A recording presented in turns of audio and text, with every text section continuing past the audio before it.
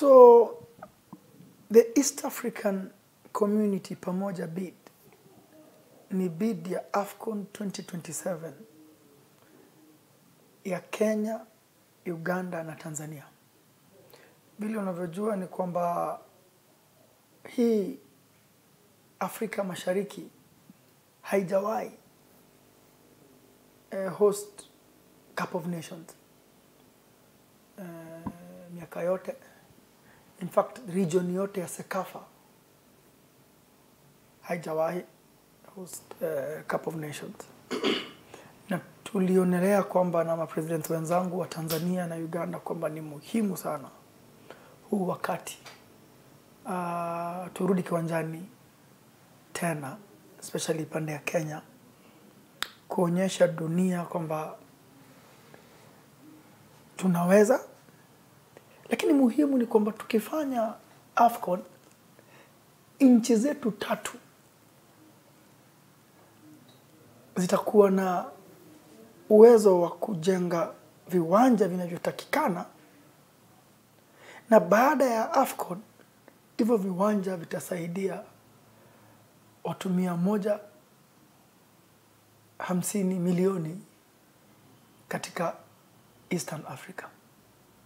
Ni muhimu sana kuelewa kwamba AFCON sio kuhusu tu hiyo tournament, lakini AFCON ni kuhusu kutengeza infrastructure ambayo itatumika na isaidie vijana wetu miaka mingi sana ijayo. Tanzania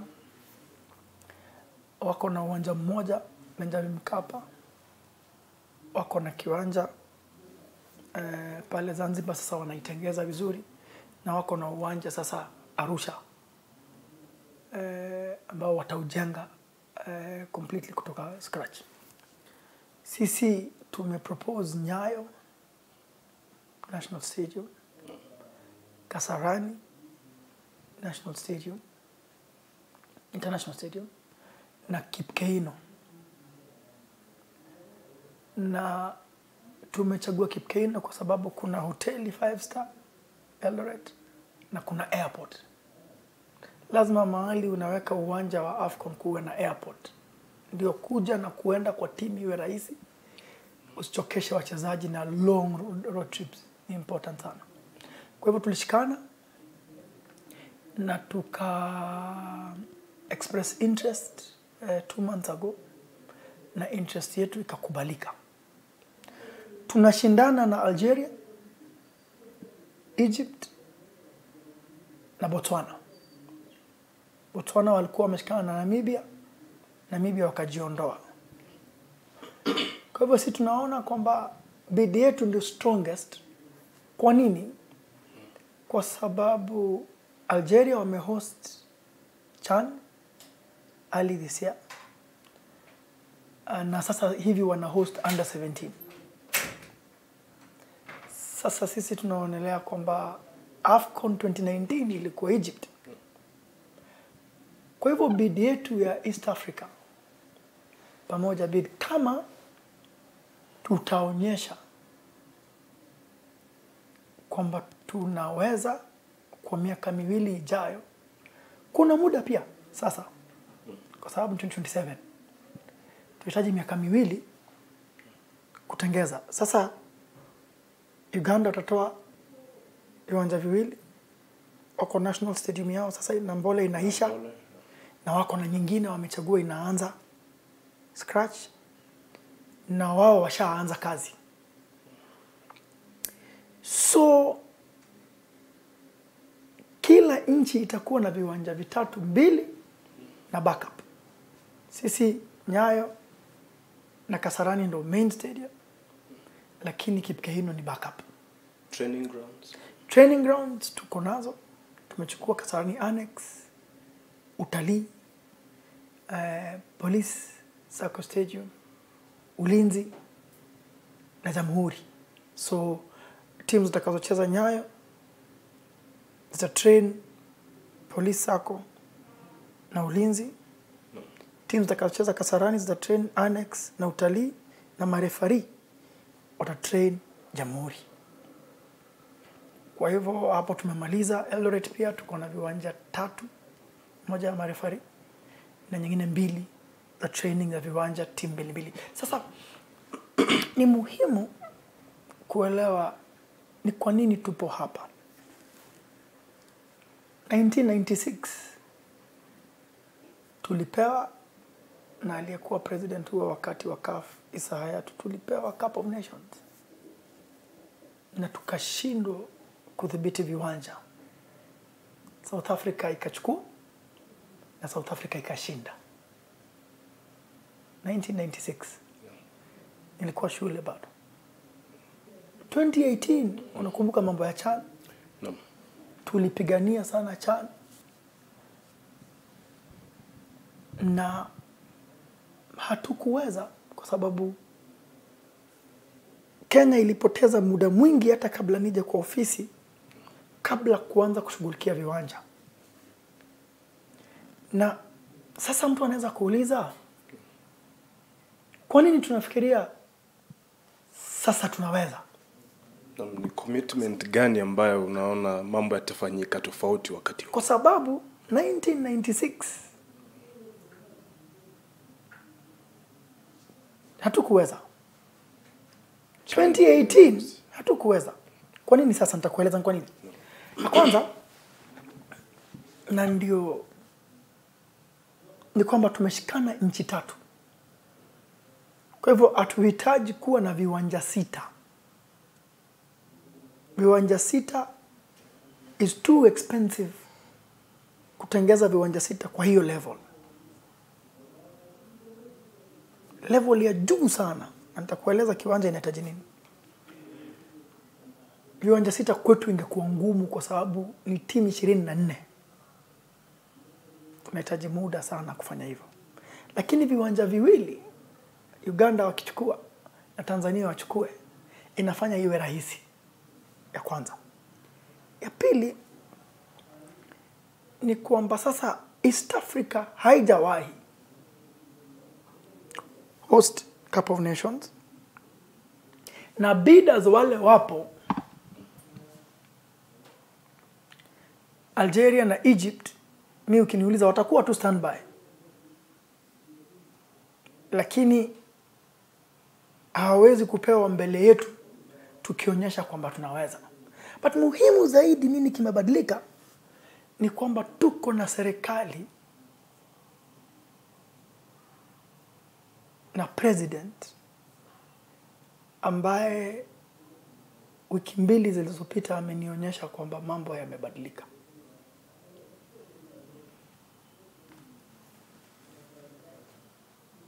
Tulishikana na Uganda na Tanzania, na president wao pia wako serious sana. Kwa hivyo mawaziri wao na waziri wetu wameshikana kwa sauti moja. Tunafanya mikutano kila siku 2, siku 3 pamoja, wote presidents na mawaziri. Sijawahi kuona hiyo. Lakini uliona tukienda State House na ukamsikia His Excellency the President, maneno yake mwenyewe ameielewa, na kwa sababu ya kutaka kuendesha football kwa ile anaita the plan, the bottom up plan, ya kupeleka facilities na kugrow infrastructure, ndio vijana wetu wale wadogo waweze kuendelea miaka ijayo, ametupatia. Wajua 2016 2017 Issa Hayatou aliyekuwa president alikuja Kenya. Alikuwa anataka kukutana na president, lakini hatukupata appointment. Tulikutana na deputy president wakati huo. Enda ukaangalia maktaba yako utaona nilimpeleka Issa Hayatou akakutana na William Ruto. Lakini bado hatukuwa na uwezo wa kutosha kufanya hivyo viwanja, kwa sababu hatukupata support ya kutosha from number 1.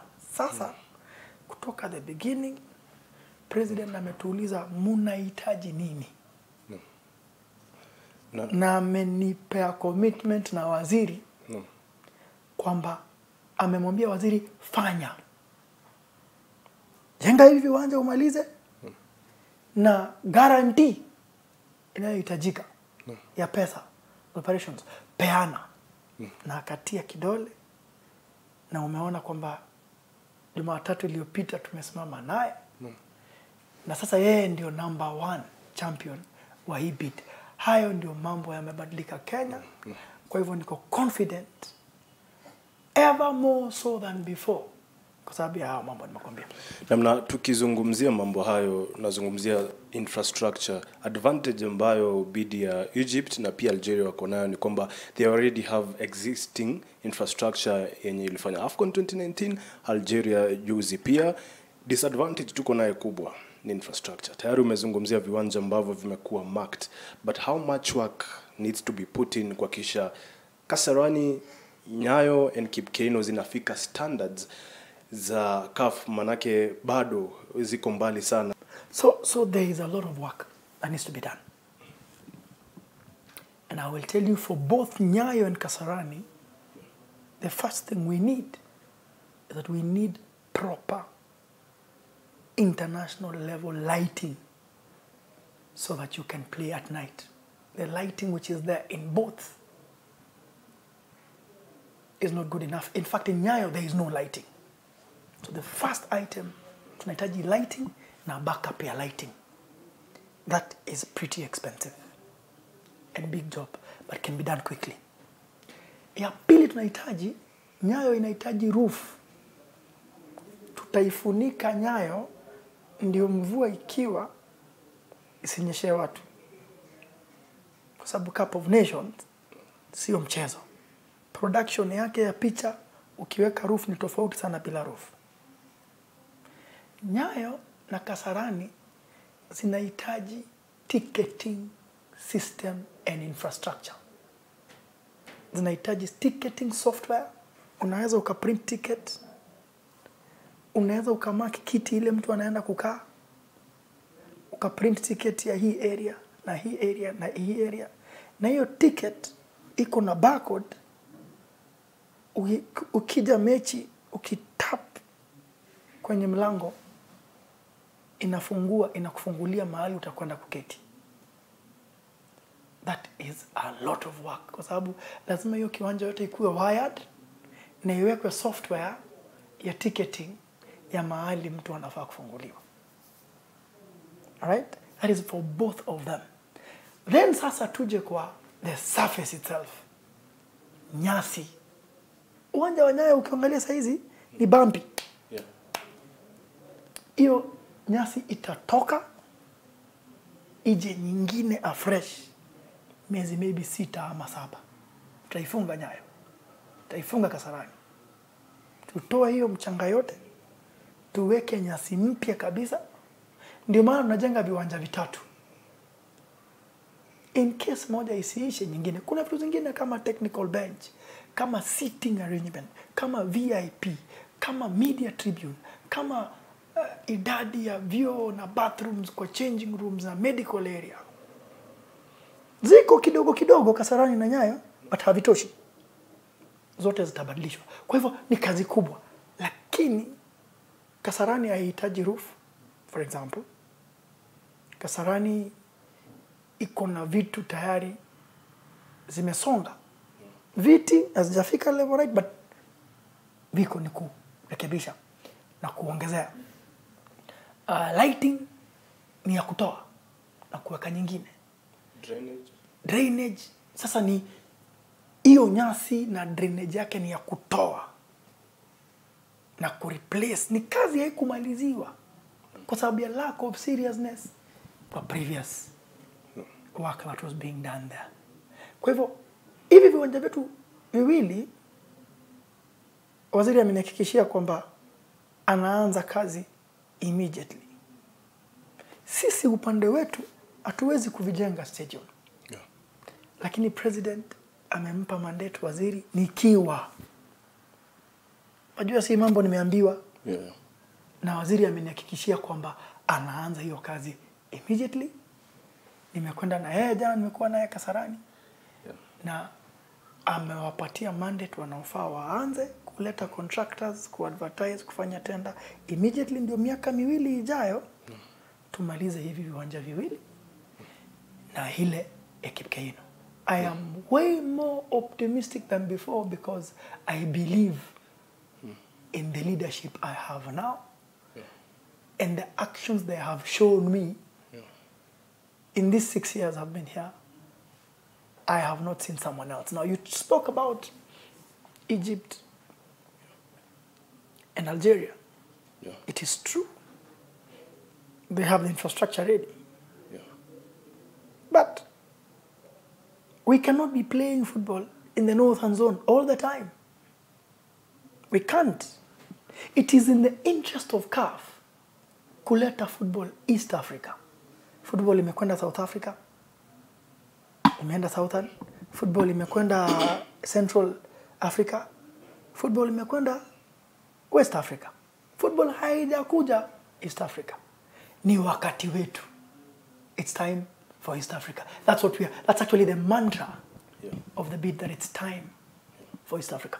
We've already talked about the plan for the 2027 AFCON bid. Now, for Kenya to participate in that, our national team, Harambee Stars, whether we'll be the host or not, I'm sure it's a tournament we want to participate in. What's the plan to ensure that Harambee Stars also, there's development by the time we're getting there? We're not only participating as a host, if we're given the rights, but we are actually competing. So one is that if we bid, then we qualify automatically to be in the tournament. Yeah. That's one advantage we get. Yeah. So if we win the bid, then automatically Harambee Stars qualifies. But what are we doing so that we are competitive in that AFCON? So you have seen that we have a new coach. Yeah. And lately we played in Iran. We went to highly ranked, 24th ranked Iran, played them in their own home turf, in a full Tehran stadium. And they had to rely on 2 offside goals to beat us. We accepted. We went away in a friendly. Sometimes those things happen. But if you watch that game, you will see the progression that has been made just in one game. So let me break for you some news. I know you like this. So let me break for you some news. Yeah. So we will not be there in AFCON 24. The one that's coming up, because we were banned. Yeah. And,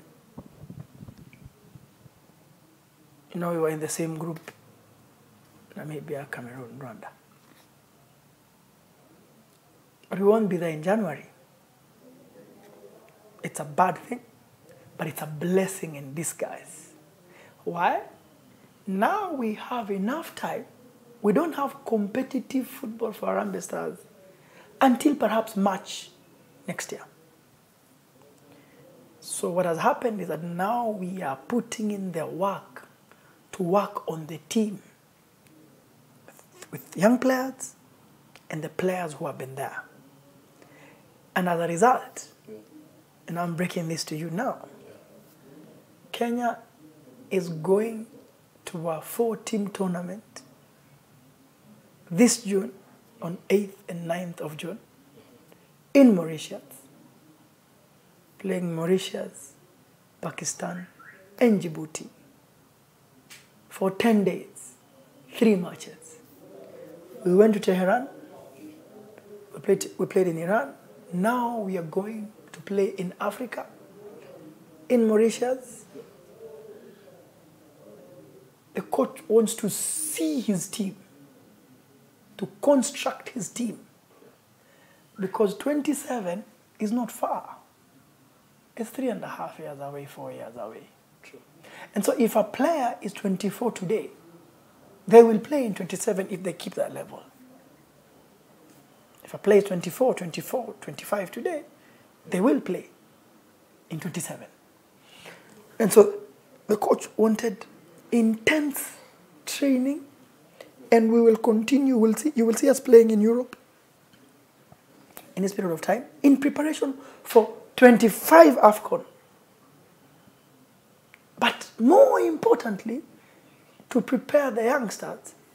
So you will see young players, you will see our under 20 getting involved and playing this year in Sakafa tournaments in preparation to cite the players we need for 27 and to progress them. But there's more even good news. Yeah. So that's news. No one else knows we're going to Mauritius. You're the only one who knows that we're going to Mauritius now. So that has been confirmed yesterday. We have signed the contract yesterday. And so we are going to Mauritius on 8th and 9th of June. We'll be there for 10 days. Every player will be there. The coach will be releasing the squad in the next few days. Now, so then what is also important is that you have seen the president also come and support us in the local league. I was with the president for the derby on Sunday. Yeah. For the 6 years, I've told you, for the 6 years, this is historic because for the 6 years I've been here. Yeah. The president of the nation only attended one game during BBI. This is a few months of us coming back, and the president attended the derby and rewarded the players. And the president told me that we need funds in the stadium. And we had a deep conversation with him and the minister about what we're going to do to foster our league, to have more support, to have funds coming back. Now, so you will see in the next few days, we are going to have record-breaking deals and sponsorships. Not only for our Premier League, but that cut down to the bottom of our leagues. I won't tell you the details today. Yeah. But in days, in a matter of days, the president has enabled us to start wrapping up something alongside the ideas we came up with the minister about how Kenyan football will be sponsored in a way that has never happened before. Yeah. And with more money in the league, you won't have clubs suffering anymore. You won't have players suffering anymore. And with that, the competitive nature of our league will change and grow. Because of that, by the time it is 2026, the scenario of Kenyan football will be very different.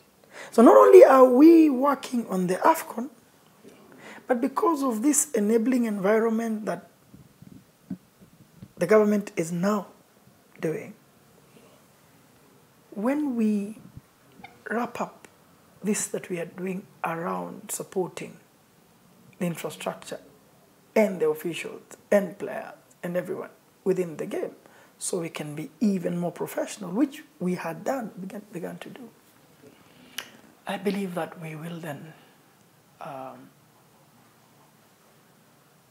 cross the heights.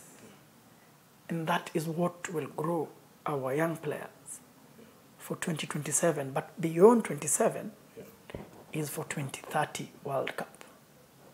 We feel that 2026 World Cup might be too close because we were disrupted. We'll try to go to 2026 World Cup, but we think that the World Cup we are really targeting is 2030. But the AFCON 27 will set the stage for going there.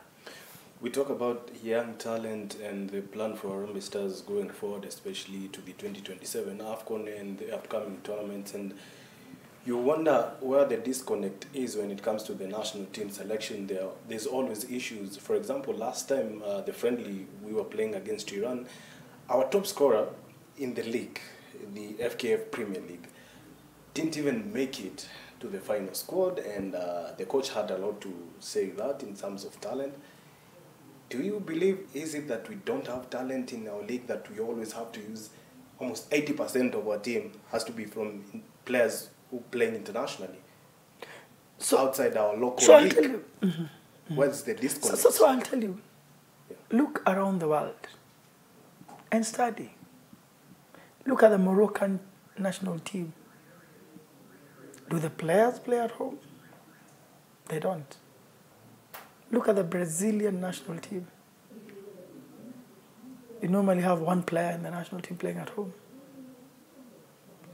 It is a norm in the world that players at the highest level who play for their national teams are normally players playing at the highest level of football in the world, which is in Europe, preferably the Champions League and such. And why?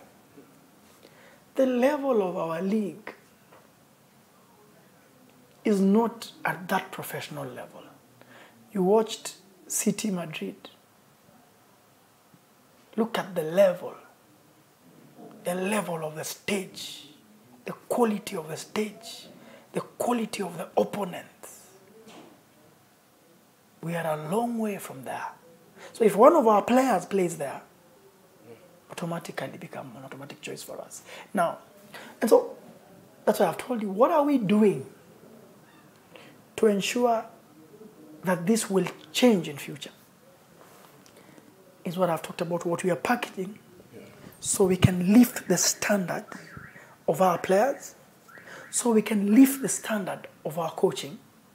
That way then, in the next decade, the players we produce can begin to match those playing in Middle East and Europe. And why? Let me give examples. How many proper grass pitches do we have? Almost none. Our top players, top clubs are still training at Camp Toyo.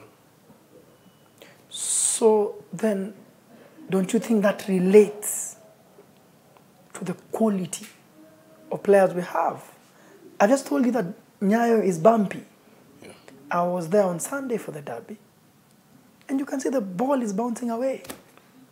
When a pass is played, sometimes you can't anticipate where the ball will land. It's a small detail, but it's a top detail. And so what are we doing? By bidding for AFCON, we will make sure those stadia are at a level where when you play there, you can play faster with a higher quality. Yeah. It's a small detail, critical detail.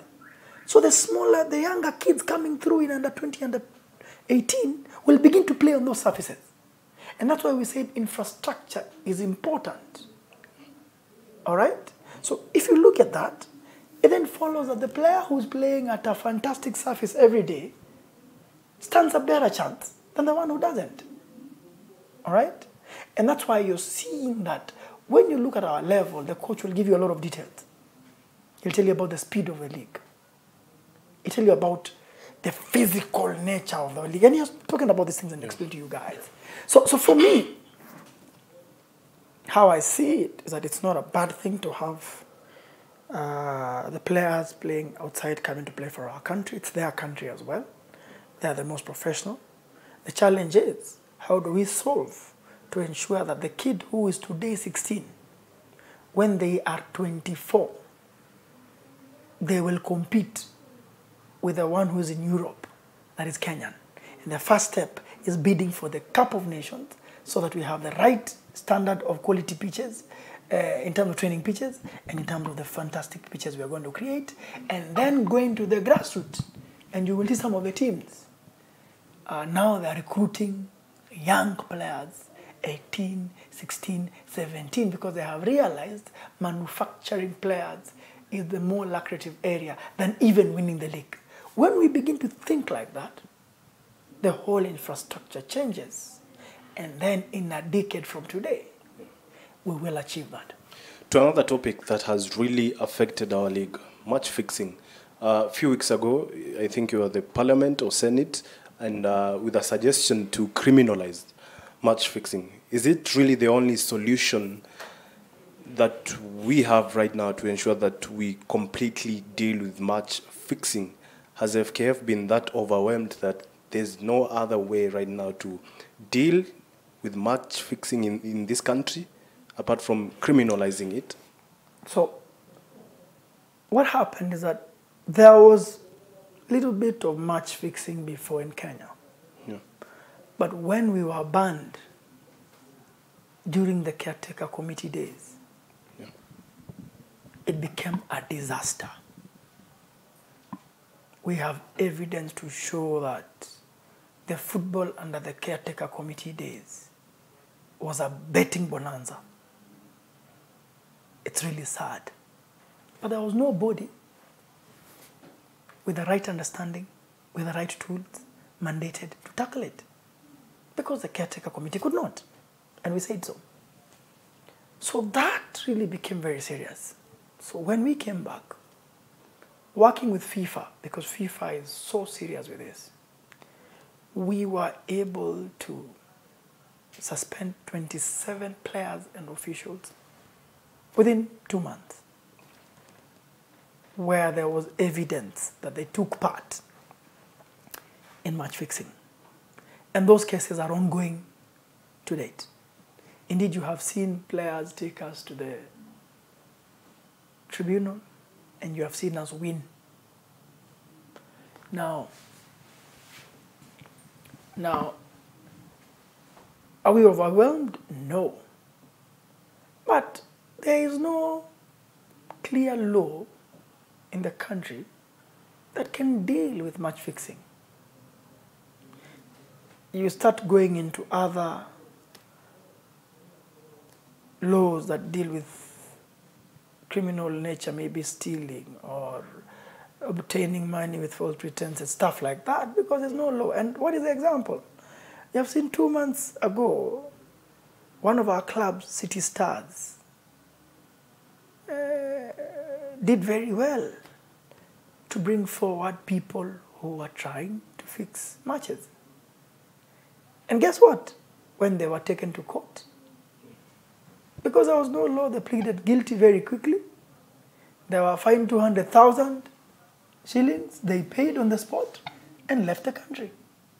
And that's why I was asking the parliamentarians to help us, like other serious countries, bring laws that not only are we going to deal with the members of FKF when we find them, but from a criminal standpoint, if somebody alters the result of a game which you are watching on TV, it's very serious. You're watching it thinking it's authentic, but somebody is altering it. A goalkeeper is punching the ball in their net to collect some money. A coach is making changes to weaken the team. A referee is calling a penalty when it's not. And you're watching it thinking it's true. Can you imagine what you feel when you realize it wasn't? Yeah. It's a very serious issue. It's deceit. Yeah. And so I was asking that we have specific law. That if you're found, obviously with the requisite regulations, it is criminal. Because it is actually very criminal to do so. That's what I'm asking that we do. But we continue to do as FKF. And now I can tell you the cases of match fixing have come down. We're not seeing them as prevalent. FIFA has systems that monitor matches that look like they are fixed. Yeah. And we don't have a very heightened activity there now because people are fearful that we will take action against them. It's not the end. It's the beginning. We begin and continue to fight it to the end. It is not connected to financial status, because if a referee is not paid, if a player doesn't get their money, and that is why what we are also doing with the president and the minister is so important to save and deal with. The Kariobangi Sharks versus Tusker and the Mashemeji Derby had a broadcast deal with Azam. Can you shed more light on that? And heading to next season, are we looking forward to having Azam as a broadcast partner for the FKF Premier League or Supersport? Because there have also been rumors that Supersport might be back in Kenya. So I want to say this. I just told you that we're going to have big news soon. Yeah. But Azam came to us and said that they want to try the Mashemeji Derby, we say to them, we don't have rights for 2 clubs. We have rights for 18 clubs. As a result, they paid us $60,000, which enabled us to pay every club 300,000 shillings and pay referees some 2 million bob. Just from that one weekend, 8 million shillings was paid by Azam. Then they produced the game at about another $25,000 just for 2 matches. Their message to me is that we wanted to see. When we see the reaction, then we want to come back to you and see if we can do it. We don't have a guarantee that they can do it because they still want to analyze and see if they can do it. Yeah. But if they can do, they will come and we'll discuss. We've indicated to them what it means. But we're also working elsewhere in a very deep way. And I am optimistic that we'll have a fantastic arrangement and deal next season for our league, not just for media rights, but title for sponsor? all other rights that we have. We are working on something very deep, and the president is deep in it. And so I don't want to divulge details now, but I'm very, very pleased with the proposals that I have tabled that have been adopted by the government. The minister is so at the front of this because they really care about what we can do and how we can bring back the fund and how we can grow that income for our youth and our kids. And I've never seen anything like it in the time I've been here. And so I'm really thankful because we take it for granted, but without that political will, instead of being helped, you'll be arrested. You know, that's the difference. This government assists us, put us in the forefront, tells us go and do what you know how to do. The other one was arresting us and accusing us of things and therefore destroying. There's a very stark difference between these 2 scenarios we have now. Kenyan football is going up. I want to tell you this today. From where I'm seated, I have not seen a minister who does this. I have not seen a president who does this at the front, who wears a tracksuit and said, I want to do it. That is the difference that we are having today, and I'm very pleased and saying to those that care about football and care about our youth and our kids, I don't want to say that it's going to be all rosy, but I want to say that we have support that we've never had before. And I'm very excited to take part and help in that as FKF so we can drive this forward. Maybe to be categorical, will the Premier League have a sponsor next season? I am optimistic that it will have. You know, you cannot say 100%. But where we are today, it's almost definite that we are going to have an array of package that changes entirely the fortunes, not only of the Premier League, but across the leagues. We are not going to do a deal at one level only. Because what tended to happen before is that we did a deal for the FKF Premier League, but then referees in the Division 1 were not paid. While the Division 1 is not the same as the Premier League, we don't want to have a scenario where our kids from school who are playing in Division 2 cannot go to play because that's what it is. For football fans, those who've lost faith in a federation, because we've had all these promises before, things have been done before, but somehow there was always issues which arose, whether in terms of the Premier League and also the former limited company that was running the league. There's always issues surrounding our football. What would you tell that fan? What's the difference now? What's going to be the difference to ensure that actually all these things FKF delivers opposed to the previous promises that were also there? So I will tell you, there has been and was, especially before the ban, significant progress. So significant. I told you about going to the Cup of Nations. I told you about, for the first time, going to the Women Cup of Nations. I told you about referees and coaches trainings. I told you about all those youth things we did the first time, having under 15, having a center of excellence. We did fantastic things, all right? But you know, in football, what happens is that if you do 10 things that are fantastic, and then one madman or one somebody comes and says, this is what everything looks so bad. It wasn't. And I want to tell you today, it wasn't so bad. For the first time, we had football on your phone with StarTimes. We had a 7-year deal worth $1.4 million every season. We had, if you remember, we had BetKing. Yeah. Who sponsored a season and paid us $1 million that we shared with the clubs, 3 million bob at once in 2020. All these things we did, they were fantastic.